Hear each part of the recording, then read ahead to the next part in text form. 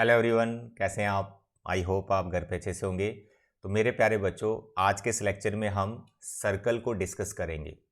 उसकी जो basic definition है वहाँ से शुरुआत करते हुए हम सर्कल का इक्वेशन डिराइव करेंगे। सर्कल का रेडियस हम कैसे फाइंड कर सकते हैं, उसका क्या फॉर्मूला है उसको डिराइव करेंगे। ये सब लिखा हुआ देख लो क्या है, सर्कल का बेसिक डेफिनेशन। ठीक है, वहाँ से शुरुआत करेंगे तो हम इक्वेशन ऑफ सर्कल को भी डिराइव कर पाएंगे, सेंटर भी फाइंड कर पाएंगे सर्कल का, और रेडियस भी हम सर्कल का फाइंड कर पाएंगे। इनके भाई फॉर्मूले हैं, बस वो डिराइव करने हैं, उनको याद रखना आपको, and then you have to apply. तो आज के लेक्चर में तो हम सिर्फ डेरिवेशन सीख लेंगे। नेक्स्ट लेक्चर में मैं आपको एक्सरसाइज 11.1 आपके एनसीईआरटी में जो 11.1 है वो आपको कंप्लीट करवाऊंगा। तो देखें, सबसे पहले we will understand what is circle. ये देखो, ये डेफिनेशन जो है सर्कल का, मेरे ख्याल से क्लास 6, 7, 8 किसी ना किसी क्लास में सर्कल का डेफिनेशन आप जरूर सीखते हो कि व्हाट इज सर्कल। तो अगर आपको याद नहीं है तो मैं इसको रिपीट कर देता हूं कि what is circle. Circle is a set of points. क्या है, ऐसे याद रखो, circle is what, set of points, यानी बहुत सारे पॉइंट्स हैं, बहुत सारे पॉइंट्स हैं, सेट ऑफ पॉइंट्स है। अब वो पॉइंट्स किस तरह से हैं? Set of points which are equidistant from a fixed point। मेरे ख्याल से छोटी क्लास में आप ये डेफिनेशन सीखते हो कि what is circle. Circle set of points, बहुत सारे ऐसे पॉइंट्स हैं जो एक फिक्स्ड पॉइंट से समान दूरी पर हैं, सेम डिस्टेंस पर है। तो वो जो सेट ऑफ पॉइंट्स आप बनाते हो वो एक जो शेप प्रोवाइड करता है, दैट इज सर्कल। अब क्लास 11th में ये डेफिनेशन मतलब सेंस यही रहेगी, बट स्टेटमेंट थोड़ी सी आप बदल सकते हो। जैसे मैंने बोला सेट ऑफ पॉइंट्स, इसकी जगह पे क्लास 11th में जो डेफिनेशन लिखा रहता है वो इस तरह से लिखा रहता है कि what is circle. Circle is a locus of a point. अब लोकस वर्ड सुनते ही बच्चे घबरा जाते हैं, घबराना नहीं है। लोकस का मतलब होता है पाथ, याद रखें। लोकस मतलब पाथ, जिसे आप सेट ऑफ पॉइंट्स ही बोलते हो। सेट ऑफ पॉइंट्स या फिर पाथ या फिर लोकस, ये सारी सेम चीजें हैं। तो ये वर्ड देख के घबराना नहीं है कि लोकस वर्ड आ गया तो बड़ा डिफिकल्ट टाइप कुछ है। No, locus just a path, एक रास्ता है जो एक पॉइंट बना रहा है, किसी कंडीशन पर बना रहा होता है। जो वो कंडीशन होती है उस पर डिपेंड करता है हमें शेप कैसा मिल रहा है। कभी सर्कल मिल जाता है, कभी पैराबोला मिल जाता है, कभी एलिप्स मिल जाता है, कभी हाइपरबोला मिल जाता है डिफरेंट डिफरेंट कर्व्स हमें मिलते रहते हैं। तो वो जो पॉइंट की कंडीशंस होती है, बस उस कंडीशंस को याद रखना है। वो एक पर्टिकुलर कर्व प्रोवाइड करता है, वो उस कर्व का नाम याद रखना है। जैसे आज हम क्या डिस्कस कर रहे हैं, सर्कल। तो सर्कल क्या है? सेट ऑफ पॉइंट्स, या फिर मैं इसको लोकस बोलूं या फिर इसको पाथ बोलूं। तो देखो, मैं यहां पर लिख रहा हूं जो आपकी क्लास 11th की एनसीईआरटी में डेफिनेशन लिख रखी है कि what is circle. It is a path, जिसको मैं लोकस लिख रहा हूं। It is a locus of a point. ये किसी पॉइंट का लोकस है, रास्ता है किसी पॉइंट का जो चल रहा है। कैसे चल रहा है? It is a locus of a point which moves such that, वो इस तरह से चलता है, it's distance from a fixed point is always same. भाई, इस डेफिनेशन को मैं टाइम इसलिए लगा रहा हूं क्योंकि इसी डेफिनेशन पे सारी चीजें डिपेंड करेंगी। नेक्स्ट में आपको पैराबोला भी पढ़ाऊंगा। पैराबोला की डेफिनेशन पहले आपको समझनी होगी कि यार पैराबोला बनता कैसे, उसकी डेफिनेशन क्या है, कैसे डिफाइन किया गया उस कर्व को, फिर ही जाके आप उसकी इक्वेशंस को डिराइव कर पाएंगे।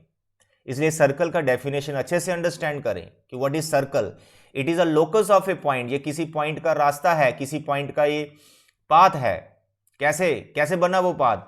विच मूव्स सच दैट, वो इस तरह से मूव करता है पॉइंट। किस तरह से? देखो क्या लिखा है, it's distance from a fixed point. किसी फिक्स्ड पॉइंट से उसका डिस्टेंस हमेशा क्या रहता है? सेम रहता है।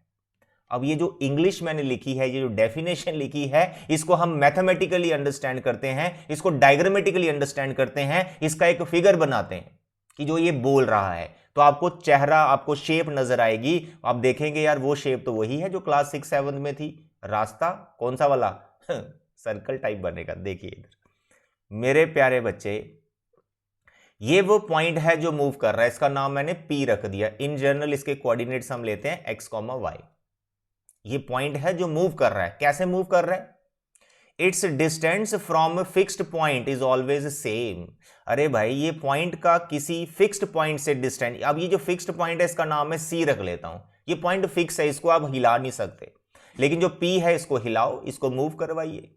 ये मूव करेगा तो रास्ता बनेगा, जो रास्ता बनेगा वो कोई शेप होगी, वो जो शेप होगी उसका कुछ नाम होगा। अब यहां पे वो जो नाम है वो सर्कल है। अब इस P को मूव करवाइए आप इस तरह से कि ये जो डिस्टेंस है, ये जो मैं यहां पे दोनों पॉइंट्स को ज्वाइन कर रहा हूं, ये जो CP सेगमेंट आ रहा है, ये जो डिस्टेंस है ये सेम रहना चाहिए। तो भैया P को जब आप मूव करवाएंगे सेम डिस्टेंस पर, ये डिस्टेंस, ये डिस्टेंस, ये डिस्टेंस, ये डिस्टेंस, ये डिस्टेंस, ये सब सेम रहना चाहिए। यानी P इस तरह से मूव कर रहा होगा, P इस तरह से मूव कर रहा होगा, तो भैया सर्कल बनेगा ये। That you can understand. तो क्या बन गया? ये सर्कल बन गया। आधे समझ? ये सभी डिस्टेंसेस सेम है, there all distance, you can draw infinite many distances such type of, ठीक है। तो देर ऑल, इनकी कुछ टर्म्स हैं, ये अभी मैं बताता हूं।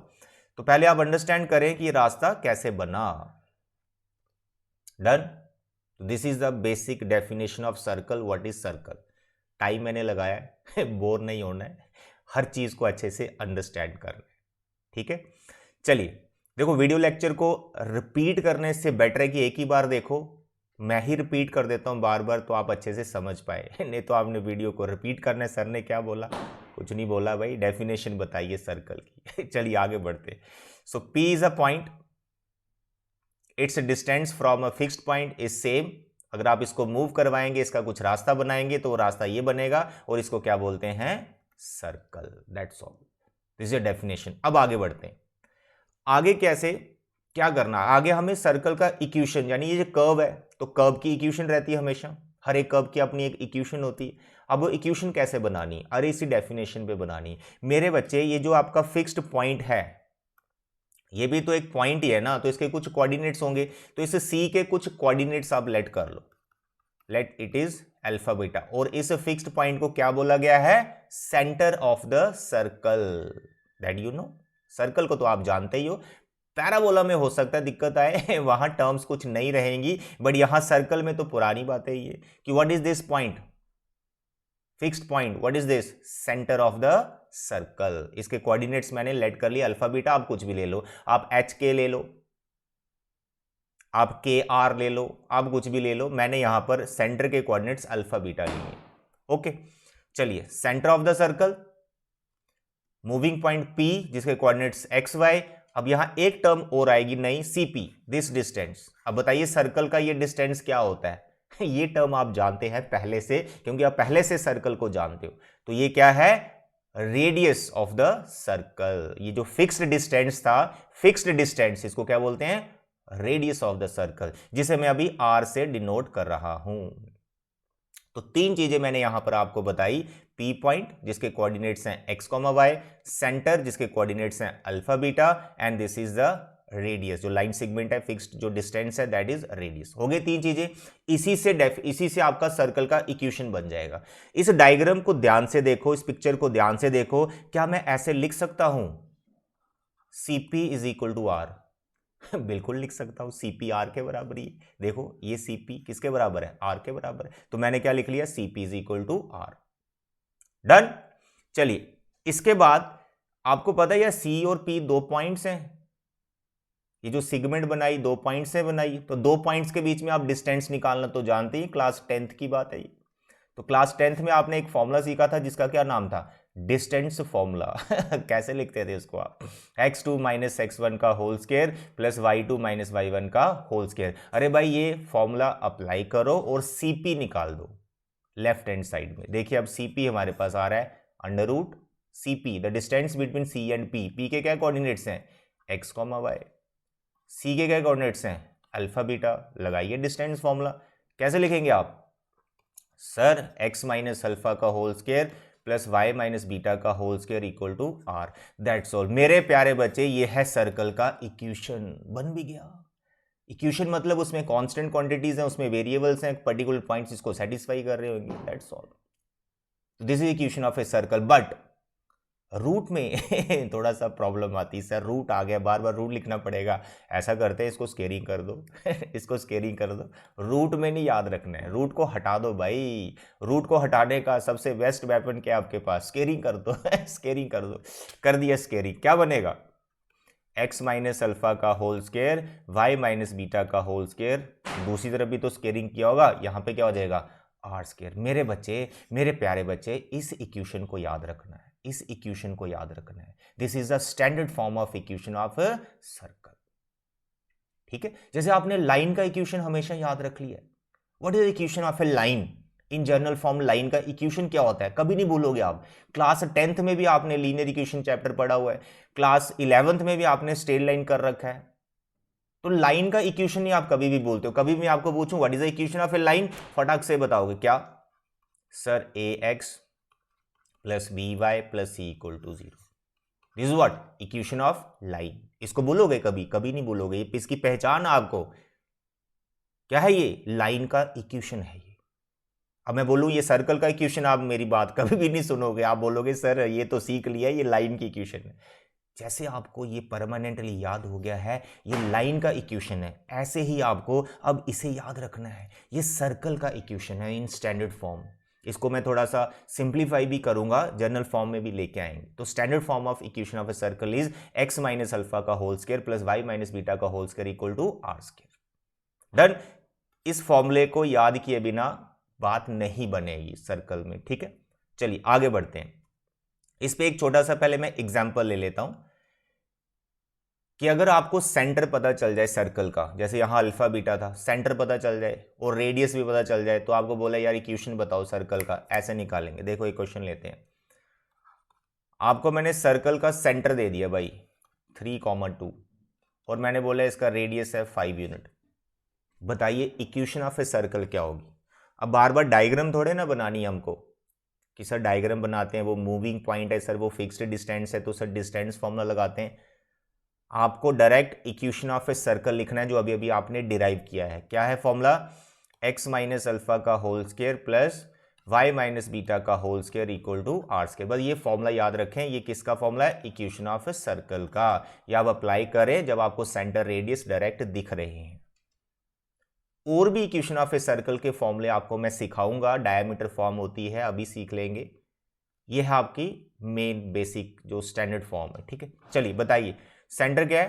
3, 2, यही अल्फा बीटा होता है।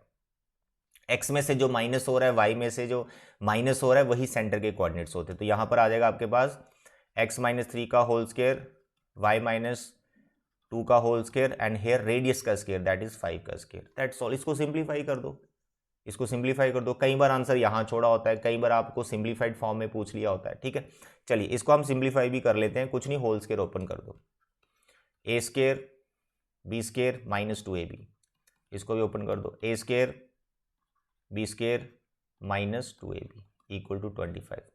इसको थोड़ा सिंप्लीफाई कर लो, एक्स स्क्वायर वाई स्क्वायर की टर्म आप पहले लिख लो, उसके बाद आपका 6x आ जाएगा, फिर 4y। ठीक है, पहले एक्स स्क्वायर वाई स्क्वायर लिखना है, फिर एक्स वाली टर्म, फिर वाई वाली, फिर कांस्टेंट लिख दो। 9 और 4 ये 13, उधर से ले आओ 25 और सिंप्लीफिकेशन चलने दो।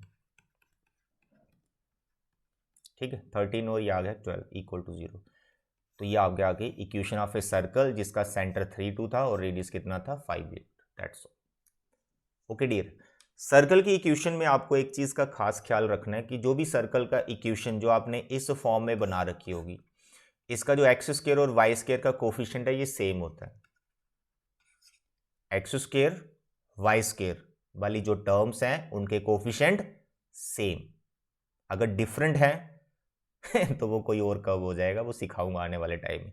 फिलहाल याद रखें एक्स स्क्वायर वाई स्क्वायर का coefficient should be same for circle. देखो एक्स स्क्वायर वाई स्क्वायर का कोफिशिएंट सेम आ गया, यहाँ पे 1, 1 आ गया। कुछ और भी हो सकता है, 5, 5, 2, 2, 3, 3 कुछ भी हो सकता है, बट सेम होगा। डन। चलिए इक्वेशन ऑफ सर्कल को डिराइव कर लिया, उस पर एक एग्जाम्पल देख ली। अब हमने जो इक्वेशन डिराइव की है ना, इसी को हम सिंप्लीफाई करते हैं, एक जनरल फॉर्म में लेके आते हैं और वहां से सेंटर के कोऑर्डिनेट्स और रेडियस निकालने का फॉर्मूला डिराइव हो पाएगा। देखो ध्यान से, इक्वेशन ऑफ ए सर्कल क्या है? x माइनस अल्फा का whole square, y minus beta का whole square equal to radius का square. This equation of a circle. इसको मैं सिंप्लीफाई कर रहा हूं जैसे अभी आपने एग्जांपल में देखा, सिंपली बस वैसे ही कर रहा हूं। A square B square minus 2ab, A square B square minus 2ab done equal to R square. Simplified form में लेके आना इसको, एक्स स्क्वायर फिर वाई स्क्वायर फिर आपकी एक्स वाली टर्म फिर आपकी y वाली टर्म माइनस है माइनस 2 बीटा वाई, उसके बाद कांस्टेंट टर्म्स। ठीक है, कांस्टेंट में आपका आ गया अल्फा स्क्वायर बीटा स्क्वायर और यहां से आर स्क्वायर। क्या आप इसको याद रख सकते हो? अगर आप इसको याद रख लो, अगर इसको याद रख लो तो क्या करोगे? अल्फा सेंटर है, बीटा मतलब सेंटर का सेकंड कोऑर्डिनेट, ये फर्स्ट कोऑर्डिनेट, तो अल्फा बीटा यहां डायरेक्ट डाल दो, अल्फा बीटा यहाँ डायरेक्ट डाल दो, रेडियस का वैल्यू यहाँ डायरेक्ट डाल दो। इसको सिंप्लीफाई करो, आंसर फिर भी आ जाएगा, बट इतना इसको याद करना थोड़ा सा डिफिकल्ट होता है। ठीक है, तो इसलिए हम इसको एक सिंपल फॉर्म में बनाएंगे, अभी सिंपल फॉर्म में बनाएंगे। यहाँ पर कुछ टर्म प्लस की हैं कुछ माइनस की हैं, इनको सब हटा देंगे, सिंपल फॉर्म में लेके आने वाला हूँ। देखो आपको क्या करना है, सारी टर्म प्लस की बना देनी। X square plus Y square तो पहले से ही प्लस का है, उसके बाद ये वो जो टर्म आपको दिख रही है इसको प्लस का लिखो। तो जब आप प्लस का लिखोगे यानी आपने माइनस को हटा दिया यहां से, तो आप ऐसा करें कि माइनस अल्फा को रिप्लेस कर दो किसी चीज से, किसी अलग कांस्टेंट से रिप्लेस कर दो। तो मानो मैंने यहां कर दिया जी से रिप्लेस। ठीक है, तो here I am writing X square plus Y square 2gx, ऐसे कर दिया मैंने। तो मैंने किसकी जगह लिखा? माइनस अल्फा की जगह जी लिखा।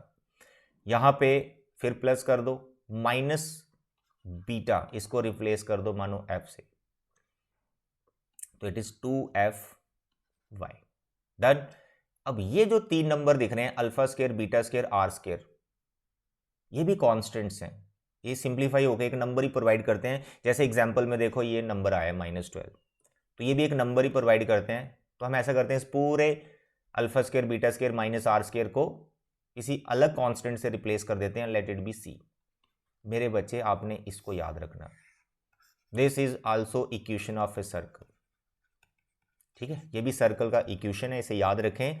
अगर आपको ये इक्वेशन गिवन है तो सेंटर रेडियस ऐसे निकालोगे आप, यानी रिवर्स क्वेश्चन आप कैसे करोगे इससे आप पता चल लग जाएगा आपको। देखो आपने यहां पर माइनस अल्फा की जगह जी लिखा, माइनस बीटा की जगह एफ लिखा, तो इसका मतलब जो सर्कल का सेंटर था अल्फा बीटा, अब वो क्या हो गया है? अरे माइनस ये वाला जी को दे दो, ये वाला माइनस एफ को दे दो, तो हमारा जो सेंटर हो गया वो माइनस जी और माइनस एफ हो गया। सेंटर के जो कोऑर्डिनेट्स हो गए वो माइनस जी और माइनस एफ हो गए अकॉर्डिंग टू दिस इक्वेशन। यानी अगर इक्वेशन इस फॉर्म में दे रखी है तो ये आपके सेंटर के कोऑर्डिनेट्स। लेकिन हो सकता है ये भी ना याद रखे, सर माइनस कहाँ लगाना है प्लस कहाँ लगाना है, इसका भी शॉर्टकट अभी बताने वाला हूं। दूसरे नंबर देखो आप, रेडियस। सर्कल का जो रेडियस है जिसे हमने आर से डिनोट किया था, उस आर को हम यहां से देख पाएंगे कि वो यार कैसे निकल रहा है उसका फॉर्मूला। देखो आपने सी को किससे रिप्लेस किया? इस पूरी टर्म से। ठीक है, यानी alpha square plus beta square minus R square कौन है? सी। तो क्या आप यहां से आर नहीं फाइंड कर सकते जो अल्फा बीटा और सी की टर्म में निकलेगा? बिल्कुल, देखो alpha square plus beta square, ये सी इधर ले गया उधर आर स्क्वायर हो गया, तो from here you are getting what is r, you are getting r. तो व्हाट इज आर? सिर्फ ये स्क्वायर हटा के इसके ऊपर रूट लगा दो, यानी आपके पास आ गया alpha square beta square and minus C. तो किसका स्क्वायर रूट निकालना है? अल्फा स्क्वायर बीटा स्क्वायर और माइनस सी कर देना है। अल्फा बीटा सेंटर के कोऑर्डिनेट्स हैं और सी आपका कांस्टेंट जो इस इक्वेशन में होगा। हो सकता है आपको ये फॉर्मूला याद ना हो, मे बी। इसी को हम स्टेटमेंट में लिखते हैं, स्टेटमेंट में लिखते हैं, वो फॉर्मूला आपको हमेशा के लिए याद हो जाएगा, फिर इसकी हमें जरूरत नहीं है। इसी चीज को लिख रहा हूं, स्टेटमेंट में लिख रहा हूं। देखो ध्यान से, हमने जो सर्कल का इक्वेशन डिराइव किया उस इक्वेशन को आपको याद रखना है, जो कि बड़ा सिंपल है। देखो सिंपल फॉर्म में मैंने बना दी, देखो कैसे, x square plus Y square plus 2gx plus 2fy plus c equal to 0। ठीक है, ये भी बहुत काम आपको आएगी, equation of a circle in this form. ठीक है, this is equation of a circle. तो अगर आपको equation of a circle given है और आपको सेंटर रेडियस के कोऑर्डिनेट्स चाहिए, जो आपको मैंने अभी अभी यहाँ लिख के बताया, लेकिन ये आपसे याद नहीं हो रहे हैं, तो हमें क्या स्टेटमेंट याद रखनी है। देखो, सेंटर के जो आपके कोऑर्डिनेट्स होते हैं वो क्या होते हैं, -1/2 coefficient of x, -1/2 coefficient of x, -1/2 coefficient of y। इतना आपको याद रखना पड़ेगा और ये सब बच्चों को याद हो जाता है। क्या है सेंटर के coordinates, -1/2 coefficient of x, -1/2 coefficient of y, that's all. X square Y square नहीं, एक्स और वाई के जो कोफिशिएंट है उनका हाफ कर दो, साइन चेंज कर दो। एग्जाम्पल से आपको समझ में आएगा, मैं एग्जाम्पल अभी लेने वाला हूं। इसके बाद radius of the circle, root लिख दो, स्क्वायर रूट लगा दो।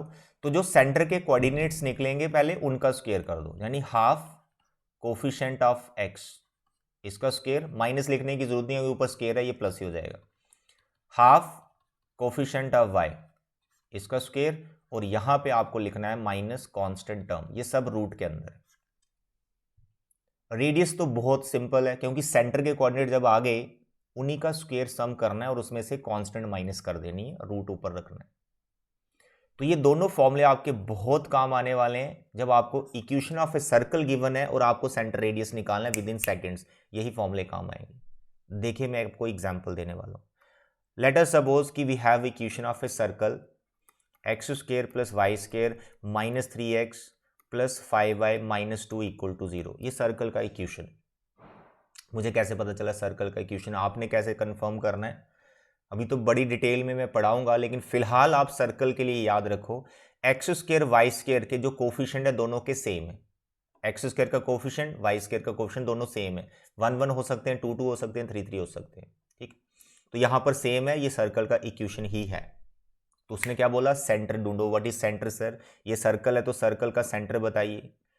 तो अब इसको चेंज करना x - अल्फा का होल स्क्वायर, y - बीटा का होल स्क्वायर = r² में, that is very lengthy, time consuming.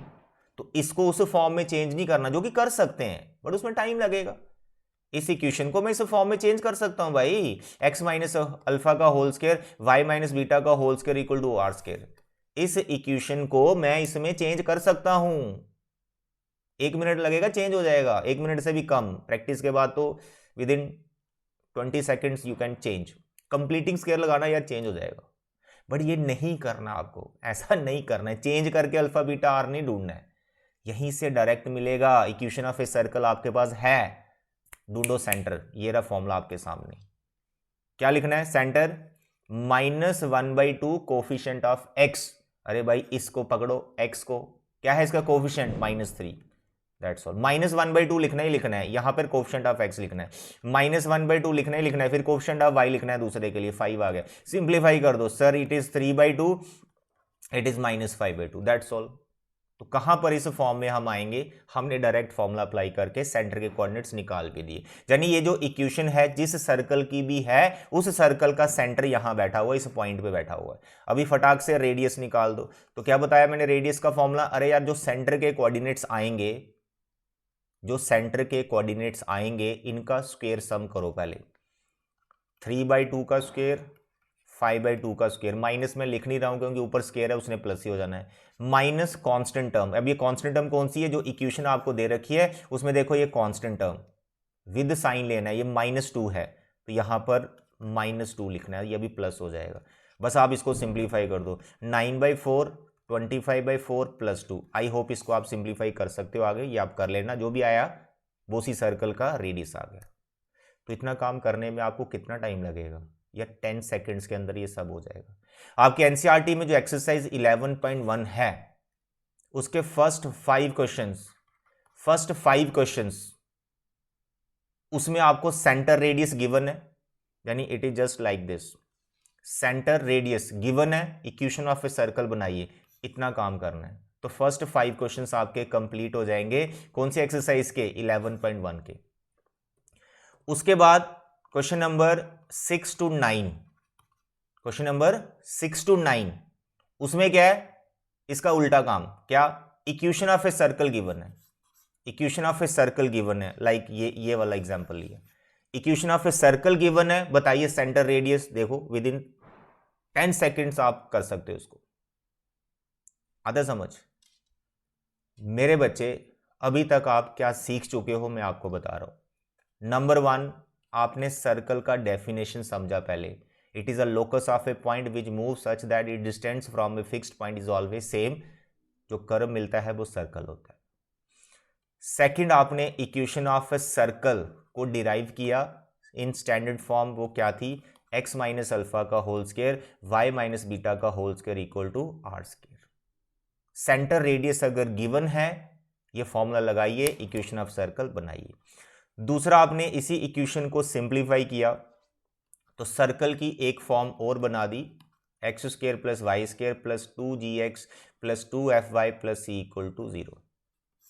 ठीक है, पॉइंट नंबर 2 पे जो मैंने ये सर्कल का इक्वेशन लिखा हुआ है, इसी को सिंप्लीफाई करके इस फॉर्म में आप बना सकते हो जो हमने बनाया। जब सर्कल का इक्वेशन गिवन हो इस फॉर्म में, देखो अगर इस फॉर्म में इक्वेशन गिवन हो तो सेंटर रेडियस को तो दिख ही रहा है, वो एक्स में से जो माइनस हो रहा है, वाई में से जो माइनस हो रहा है वो सेंटर है, और यहां पर जो जिसके ऊपर स्क्वायर बैठा हुआ है वो रेडियस है। दिक्कत हमें तब आती है जब इक्वेशन इस फॉर्म में होता है। नंबर 3 पॉइंट पे जो मैंने लिखा हुआ है, जब इक्वेशन इस फॉर्म में होती है तो फिर सेंटर कैसे ढूंढें? क्या उसको हम इस फॉर्म में कन्वर्ट करें? नो नो नो, अभी तो फॉर्मूला करा दिया ना। तो वो हमने क्या सीखा? सेंटर के coordinates -1/2 coefficient of x -1/2 coefficient of y। ये सेंटर कोऑर्डिनेट्स। फिर मैंने क्या बोला? रेडियस कैसे निकालना है? रूट करना है इन्हीं का square sum, coefficient of x का square minus half coefficient of y का square minus constant term. That's all. ये 5 पॉइंट मैंने आज आपको सिखाए हैं। इतना सीखने के बाद 11.1 के फर्स्ट 9 क्वेश्चन बड़े आराम से हो जाते हैं। मैंने आपको बता भी दिया कैसे करने with the help of example. I hope आज का लेक्चर आपको समझ में आया होगा। अगर कभी भी कहीं पर भी कोई भी डाउट बनता है कमेंट बॉक्स में बताइए, मैं उसको वीडियो बना के आपको और एक्सप्लेन कर दूंगा। ठीक है, नेक्स्ट लेक्चर में मैं आपको 11.1 आपके एनसीईआरटी में जो 11.1 है 15 क्वेश्चंस है, उसके अंदर सभी क्वेश्चंस आपको नेक्स्ट वीडियो लेक्चर में मिल जाएंगे। तब तक आप इसको प्रॉपर इसके नोट्स बना लो। ओके, चलो बच्चे, थैंक यू, बाय बाय।